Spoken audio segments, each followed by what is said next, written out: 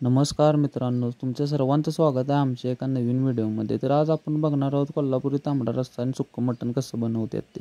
त्यासाठी पहिला मटण घ्यायचं आणि ते धुवून घ्यायचं आणि त्याला हळद आणि मीठ लावून ठेवायचं. नंतर एक पातेलं घ्यायचं, त्यात तेल ओतायचं, तेल ते गरम करायचं. गरम झालं की त्या तेलात बारीक चिरलेला कांदा टाकायचा. बारीक चिरलेला कांदा टाकला की तो असा पुढं करपूस भाजून घ्यायचा. करपूस भाजून घ्यायचा कांदा आणि तो साईडला घ्यायचा. त्यानंतर एक पातेलं घ्यायचं आणि त्या पातेल्यात कांदा टाकायचा आणि नंतर हळद आणि मीठ लावलेलं जे मटण असतं ते घ्यायचं आणि ते नंतर याच्यात टाकायचं. ते टाकलं की परत मटण असं पाणी सुटेस्तोवर भाजून घ्यायचं आणि नंतर आपल्या घरातली एक प्लेट घ्यायची आणि त्याची वरती त्याच्या झाकायची आणि त्याला आपली शिजायला ठेवायची.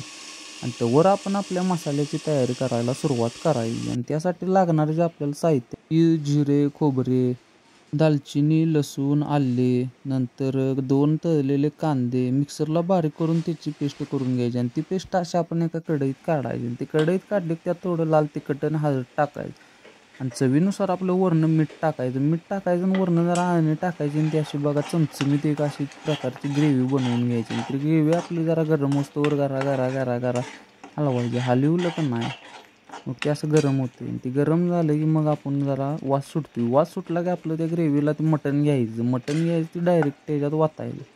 आणि ते मटण ओतलं की परत जरा त्याला असं हलवायचं. पुढं कशा प्रकारे हलवतात त्यात बघा. असं हलवलं काय होते, असं हलवलं की तो सगळा मसाला आहे का नाही तो आपल्या मटणाला लागतो आणि त्या मटणाला एक अशी वेगळीच कोल्हापुरी चव येते. मग ते खायला पण कसं आपल्याला बरं वाटते. मग आपण एक काम करायचं, याला असं आपलं सोडून द्यायचं आणि सोडून द्यायचं परत याचा आपल्या रस्सा बनवताना काय करायचं, ती मटण शिजलं का बघायचं आणि त्याच्यात आपलं गरम केलेलं जरा पाणी ओतायचं.